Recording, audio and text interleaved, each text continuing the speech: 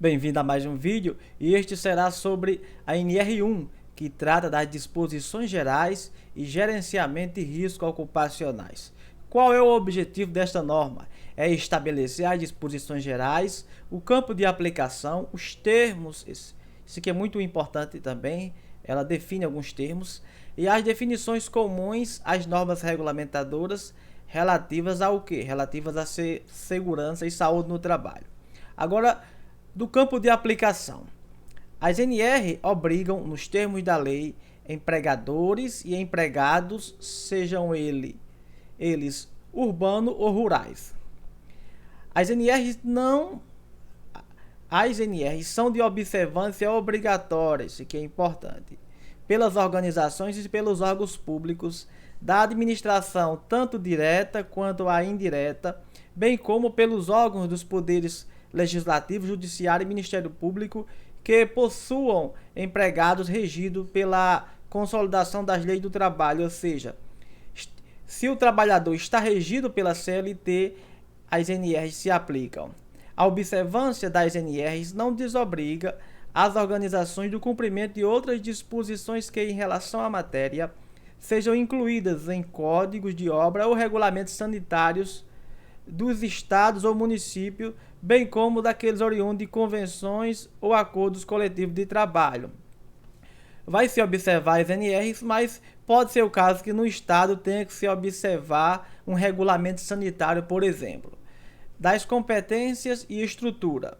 A Secretaria do Trabalho, a STTRAB, por meio da Secretaria de Inspeção do Trabalho, a CIT, é o órgão de âmbito nacional competente em matéria de segurança e saúde no trabalho Portanto, quem é o órgão nacional competente em SST? É a Secretaria do Trabalho. E é competente para o quê? Vamos ver agora. É competente para formular e propor diretrizes, as normas de atuação e supervisão às atividades na área de segurança e saúde no trabalhador. É competente também, letra B, para promover a Campanha Nacional de Prevenção de Acidentes do Trabalho, a CAMPAT. É competente também para coordenar e fiscalizar o Programa de Alimentação do Trabalhador. Além disso, a Secretaria também é competente para promover a fiscalização do cumprimento dos preceitos legais e regulamentares sobre saúde e segurança no trabalho, em todo o território nacional. Competente também, letra E, para participar da implementação da Política Nacional de Segurança e Saúde no Trabalho, a PNSST. Também é competência da Secretaria conhecer em última instância, guarde essa informação, conhecer em última instância dos recursos voluntários ou de ofício das decisões proferidas por quem? Pelo órgão regional competente em matéria de SST. Agora, das competências da CIT, a Secretaria de Inspeção do Trabalho. Compete a ela e aos órgãos regionais subordinados à CIT em matéria de SST, nos limites de sua competência, executar. Perceba que essa CIT está mais relacionada à execução. Executar o que? Letra A. Fiscalização dos preceitos legais e regulamentares sobre SST. Letra B. Compete à CIT as atividades relacionadas a CAMPAT e PAT. Continuando.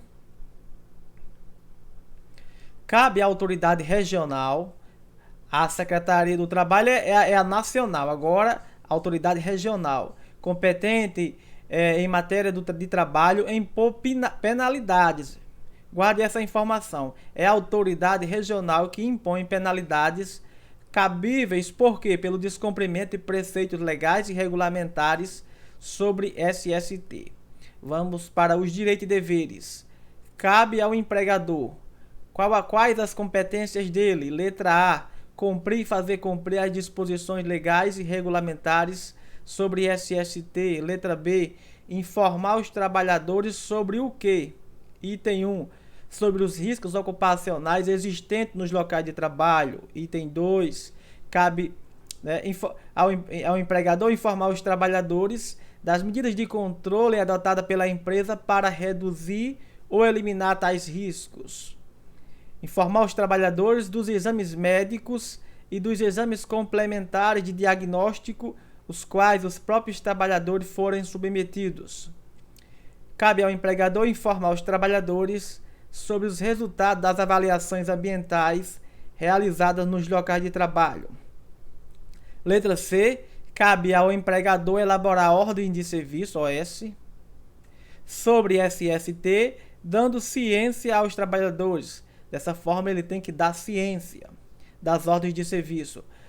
Letra D. Permitir que representantes dos trabalhadores acompanhem a fiscalização dos preceitos legais e regulamentares em SST. Agora, a letra E. Determinar os procedimentos que devem ser adotados em caso de tanto acidente quanto doença relacionada ao trabalho, incluindo o que? A análise de suas causas. Tem que analisar quais foram as causas. Letra F. Disponibilizar à inspeção todas as informações relativas a SST. Letra G. Implementar medidas de proteção, ouvir os trabalhadores de acordo com a seguinte ordem de prioridade. Então, qual é a prioridade das ordens das medidas de prevenção? Primeiro, vai se eliminar os fatores de risco.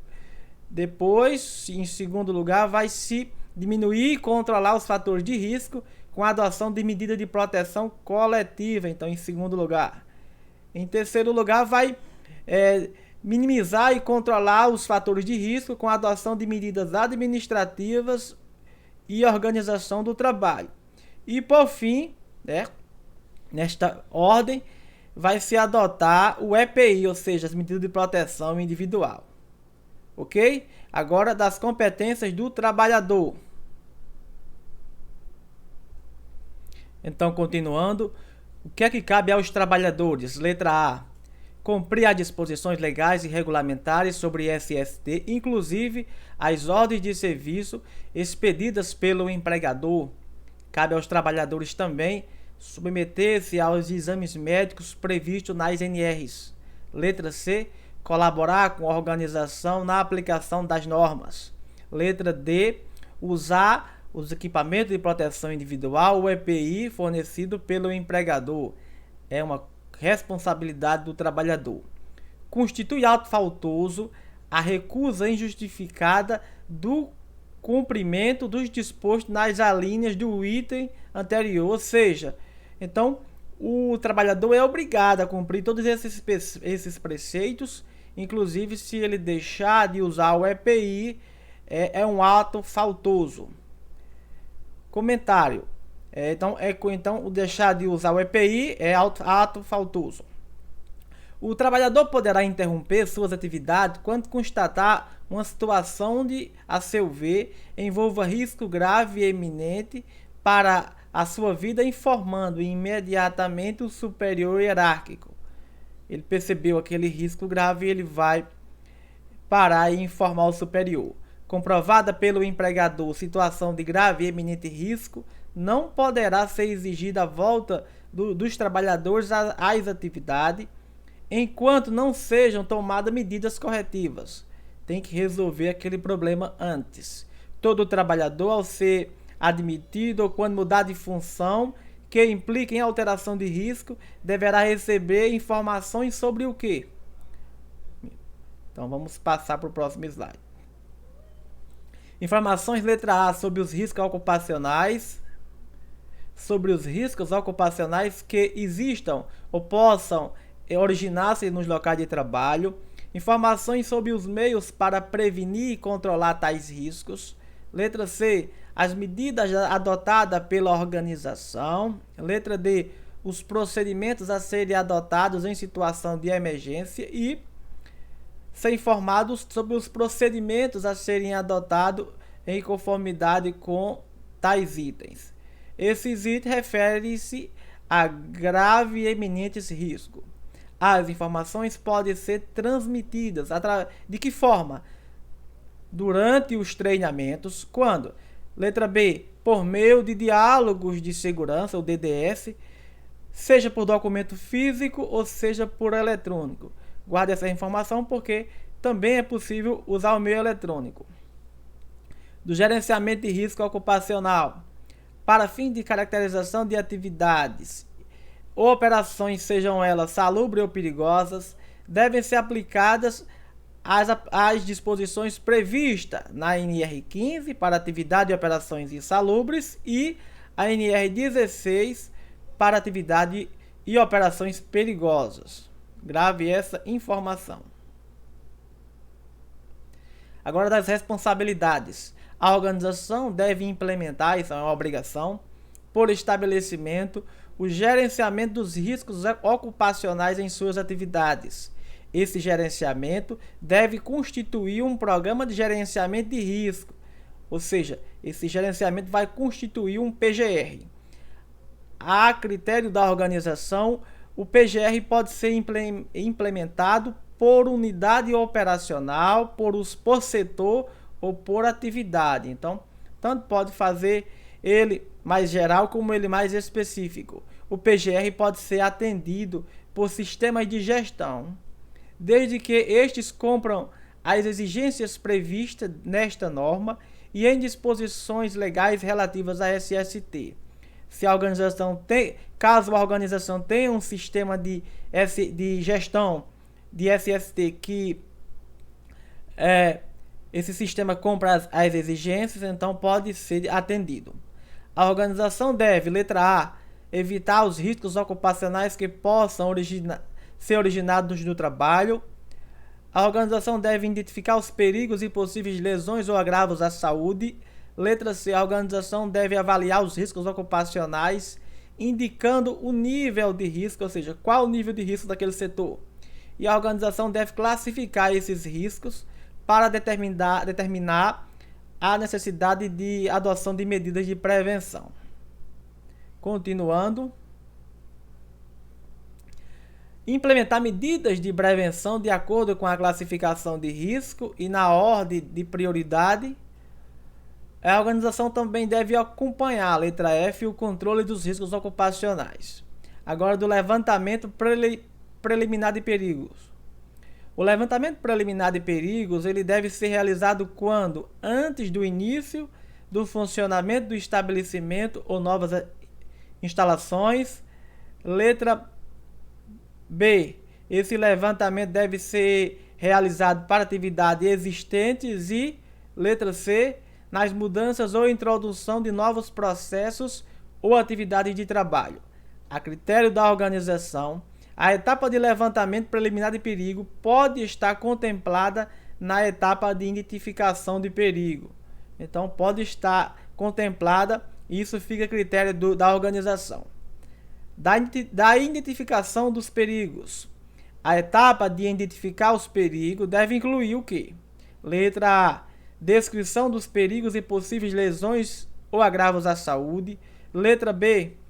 Identificação das fontes e ou circunstâncias. E vai incluir também, letra C, indicação do grupo de trabalhadores sujeito aos riscos. Agora, da avaliação dos riscos ocupacionais. A organização deve avaliar os riscos ocupacionais relativos aos perigos identificados em seus estabelecimentos, de forma a manter informações para a adoção de medidas de prevenção. Então, a organização ela vai avaliar os riscos e manter essas informações para que se possa adotar medidas de prevenção.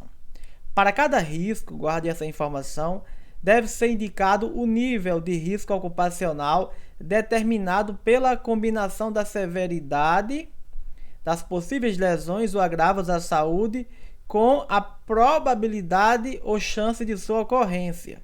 Então, essa combinação de severidade com probabilidade.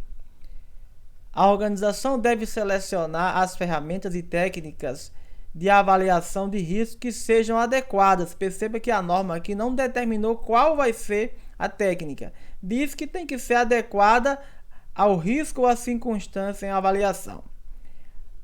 A avaliação de riscos deve constituir um processo contínuo e ser revista a cada 2 anos. Então, essa avaliação deve ser revista a cada 2 anos ou quando? Da ocorrência das seguintes situações. Que situações são essas? Letra A. Após a implementação das medidas de prevenção para avaliação de riscos residuais. Letra B.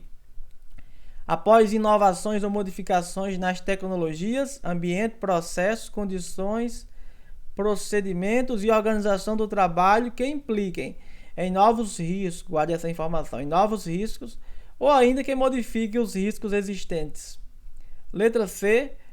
Quando identificadas inadequações, insuficiências ou ineficácias tais medidas de prevenção, ou seja, essas medidas não estão funcionando. Continuando, da ocorrência de acidentes ou doenças relacionadas ao trabalho e, por fim, letra E, quando houver mudança nos requisitos legais aplicáveis.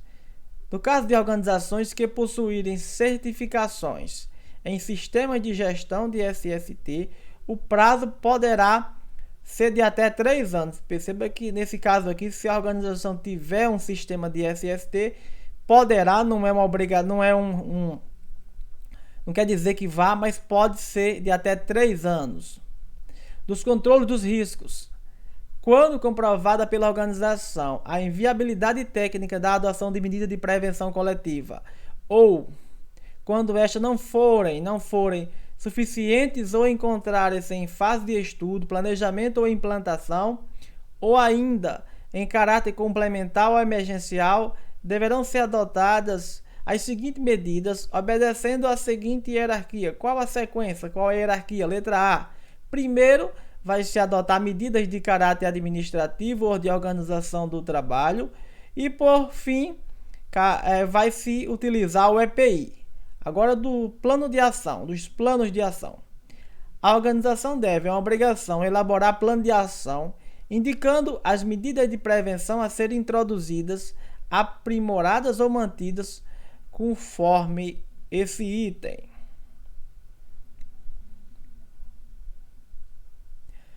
Para a medida de prevenção, deve ser definido um cronograma, forma de acompanhamento e aferição dos resultados. Então, tem que ter um cronograma dessas medidas de prevenção. A implementação das medidas de prevenção e respectivos ajustes devem ser registrados. Então, é uma obrigação registrar. A organização deve analisar os acidentes e doenças relacionadas ao trabalho. Agora, da preparação para a emergência. A organização deve estabelecer, implantar e manter procedimentos e respostas aos cenários de emergência de acordo com os riscos. Tem que levar em consideração os riscos, as características e as circunstâncias das atividades. Em relação à documentação, o PGR deve conter, no mínimo, quais documentos? São esses. O PGR deve contar, letra A, deve conter o inventário de risco e, além disso, o PGR deve conter o plano de ação. Os documentos integrantes do PGR devem estar sempre disponíveis aos trabalhadores interessados ou seus representantes e também disponível à inspeção do trabalho. Então, disponível aos trabalhadores e à inspeção do trabalho. Ok? Do inventário de riscos ocupacionais. Os dados da identificação dos perigos e das avaliações dos riscos ocupacionais, esses dados devem ser consolidados em um inventário de risco ocupacional. Esse inventário ele deve contemplar, no mínimo, o quê? Quais informações? Letra A, caracterização dos processos e ambiente de trabalho. Letra B, caracterização das atividades. Letra C, descrição de perigos e de possíveis lesões ou agravos à saúde dos trabalhadores, com a identificação das fontes ou circunstância, descrição dos riscos gerados com a indicação dos grupos de trabalhadores que estão sujeitos a esses riscos e descrição das medidas de prevenção implementadas. Letra D, dados da análise preliminar e do monitoramento das exposições a agentes físicos, químicos e biológicos e, além disso, os resultados da avaliação ergonômica. Perceba que também tem que ter o resultado da avaliação ergonômica, levando em consideração a NR17. Letra E, avaliação dos riscos, incluindo a classificação, tem que classificar os riscos, para fim de elaboração do plano de ação. Letra F. Critérios adotados para avaliação dos riscos e tomada de decisão. Continuando, o inventário de riscos ocupacionais deve ser mantido atualizado. Então, a obrigação de deixar esse inventário atualizado. O histórico das atualizações deve ser mantido por um período mínimo de 20 anos. Informação importantíssima. Qual o período que deve ser mantido esse inventário, essas informações? Por um período mínimo de 20 anos ou período estabelecido em norma específica. Da prestação de informação digital e digitalização de documentos. As organizações devem prestar informações de SST em formato digital, conforme modelo aprovado pela Secretaria do Trabalho, ouvida a Secretaria de Inspeção do Trabalho. Os documentos físicos, assinados manualmente, inclusive os anteriores à vigência desta norma, podem ser arquivados em documento digital, ou seja, podem ser digitalizados pelo período correspondente exigido pela legislação própria, mediante processo de digitalização conforme dispuser a lei. Os empregadores que optarem pela guarda de documento prevista neste capítulo devem manter os documentos originais. Então, se você vai digitalizar, mas tem que manter os originais. O empregador deve garantir à inspeção do trabalho amplo e irrestrito acesso a todos os documentos digitalizados ou natos digitais. Da capacitação e treinamento em SST, tema importantíssimo. Como deve ser essa capacitação? O empregador deve promover capacitação e treinamento dos trabalhadores com conformidade o disposto nas NRs. Ao término do treinamento inicial, periódico ou eventual, esses são os 3 tipos de treinamentos previstos nas NR, deve ser emitido certificado. Então, a obrigação é emitir certificado e ele deve conter o nome e a assinatura do trabalhador, conteúdo programático, carga horária, data, local e realização do treinamento, nome e qualificação dos instrutores e a assinatura do responsável técnico do treinamento. Essa capacitação ela deve incluir o quê? Letra A, treinamento inicial. Letra B, o treinamento periódico. E C, o treinamento eventual. O treinamento inicial ele deve ocorrer antes de o trabalhador iniciar suas funções. Tem que ser antes, guarde essa informação, de acordo com o prazo estabelecido. O treinamento periódico deve ocorrer de acordo com o período estabelecido nas NRs ou, quando não for estabelecido período, em prazo determinado pelo empregador. Nesse caso, o empregador determina. Já o treinamento eventual, ele deve ocorrer quando? Em quais situações devemos realizar o treinamento eventual? Letra A, quando houver mudança nos procedimentos, condições ou operações de trabalho que impliquem em alteração dos riscos ocupacionais. Letra B, na ocorrência de acidente, seja ele grave ou fatal, que indique a necessidade de novo treinamento. Letra C, após o retorno de afastamento ao trabalho por um período superior a 180 dias. Ficou afastado por mais de 180 dias, tem que fazer esse treinamento. A capacitação pode incluir o quê? Letra A, um estágio prático, prática profissional supervisionada ou orientação em serviço. Letra B, exercícios simulados. Letra C, habilitação para operação de veículos, embarcações, máquinas ou equipamentos. O tempo despendido em treinamentos previsto nas NR é considerado como trabalho efetivo. Esse item é muito importante, grave essa informação. O tempo que vai ser usado nos treinamentos em que os trabalhadores estão participando, então é considerado trabalho efetivo. É como se estivesse trabalhando. O certificado deve ser disponibilizado ao trabalhador e uma cópia arquivada na organização.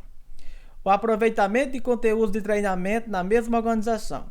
Isso é uma novidade. Então, existe essa possibilidade de se aproveitar os conteúdos. É permitido o aproveitamento de conteúdos de treinamento ministrado na mesma organização desde que. Então, guarde essa informação. Mesma organização e tem condições. Desde que. Letra A. O conteúdo e a carga horária requeridos no novo treinamento estejam compreendidos no anterior. Letra B. O conteúdo do treinamento anterior tenha sido ministrado no prazo inferior ao estabelecido, ou pelo menos tenha 2 anos. Então não pode ter passado de 2 anos. O treinamento tem que ter ocorrido pelo menos há 2 anos, quando não foi estabelecido um período. E letra C, ser validado pelo responsável técnico. Do aproveitamento de treinamento entre organizações. Os treinamentos realizados pelo trabalhador poderão ser avaliados pela organização e convalidados ou complementados. A convalidação ou complementação deve considerar o quê? Letra A. Atividades desenvolvidas pelo trabalhador na organização, quando for o caso. Letra B. As atividades que desempenhará na organização. Letra C. O conteúdo da carga horária cumpridos. E letra D. Conteúdo e carga horária exigidos. Então deve cumprir tudo isso, ok? Letra E. Que o último treinamento tenha sido realizado em período inferior ao estabelecido ou há pelo menos 2 anos, nos casos em que não haja período estabelecido. O aproveitamento de treinamentos, total ou parcial, não exclui, então guarde essa informação, não exclui a responsabilidade da organização de emitir a certificação da capacitação do trabalhador, devendo mencionar no certificado a data da realização dos treinamentos convalidados ou complementados. Dos treinamentos ministrados na modalidade à distância ou semipresencial. Os treinamentos podem, então é permitido, ser ministrados na modalidade à distância ou semipresencial, desde que, então tem condições, atendidos os requisitos operacionais, administrativos, tecnológicos e de estruturação pedagógica. Então tem que atender tudo isso. O conteúdo prático do treinamento pode ser realizado na modalidade à distância ou semipresencial, desde que previsto em norma específica. Se não tiver previsto em norma específica, não pode realizar a prática à distância. O MEI, o ME e o EPP, ou seja, o microempreendedor individual, a microempresa e a empresa de pequeno porte, de graus de risco 1 e 2, que declararem as informações digitais não possuírem riscos químicos, físicos e biológicos, ficarão dispensados da elaboração do PPRA. Guarde essa informação. Então, nesse caso, ficarão dispensados. Continuando.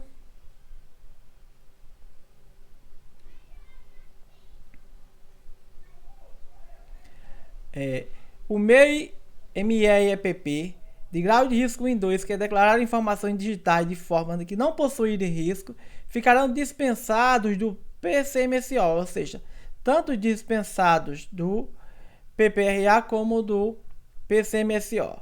A dispensa do PCMSO não desobriga a empresa da realização de exames médicos e da emissão do atestado de saúde ocupacional. Agora, de alguns termos e definições. O que é canteiro de obra segundo a NR1? É aquela área de trabalho fixa, guarda essa informação. Canteiro tem a ver com fixa e temporária, onde se desenvolve operações de apoio, execução à construção, demolição ou reforma de uma obra. Empregado é a pessoa física que presta serviço de maneira não eventual sob a dependência e mediante salário. O empregador é a empresa individual ou coletiva que, assumindo os riscos da atividade econômica, admite, assalaria e dirige a prestação pessoal de serviços. Equipara-se ao empregador as organizações, os profissionais liberais, as instituições de beneficência, as associações recreativas ou outras instituições sem fins lucrativos que admitam trabalhadores como empregados. Estabelecimento que venha a ser é um local privado ou público, edificado ou não, móvel ou imóvel, próprio de terceiro, onde a empresa ou organização exerce suas atividades em caráter, seja ele temporário ou permanente. Continuando. Frente de trabalho é a área de trabalho móvel e temporária. Enquanto o canteiro é fixo, a frente de trabalho é móvel. Local de trabalho é onde são executados os trabalhos. Obra é todo e qualquer serviço de engenharia de construção, montagem, instalação, manutenção ou reforma. Ordem de serviço de SST são instruções por escrito, guarde esse detalhe, instruções por escrito, quanto às precauções para evitar acidente do trabalho ou doenças ocupacionais. As ordens de serviço podem estar contempladas em procedimentos de trabalho ou em outras instruções de SST. Prevenção é um conjunto das disposições ou medidas tomadas ou previstas em todas as fases da atividade da organização e visa o quê? Visa evitar, eliminar, diminuir ou controlar os riscos ocupacionais. Setor de serviço é a menor unidade administrativa ou operacional compreendida no mesmo estabelecimento. Trabalhador é a pessoa física inserida em relação de trabalho, inclusive de natureza administrativa, como os empregados e outros sem vínculos de empregado é um trabalhador, segundo a NR1. Das diretrizes e requisitos mínimos para a utilização da modalidade de ensino à distância ou semipresencial. O empregador que optar pela realização de capacitações por meio das modalidades à distância ou semipresencial poderá desenvolver toda a capacitação ou contratar empresa ou instituição especializada que a oferte, devendo em ambos os casos observar os requisitos constantes deste anexo e da NR1. As atividades práticas obrigatórias devem respeitar as orientações previstas nas NR e estar descritas no projeto pedagógico do curso, então deve estar. Esse projeto pedagógico ele deve ser validado a cada 2 anos. Guarde essa informação. Projeto pedagógico validado a cada 2 anos ou quando houver mudança na NR, procedendo à sua revisão, caso seja necessário. Ok?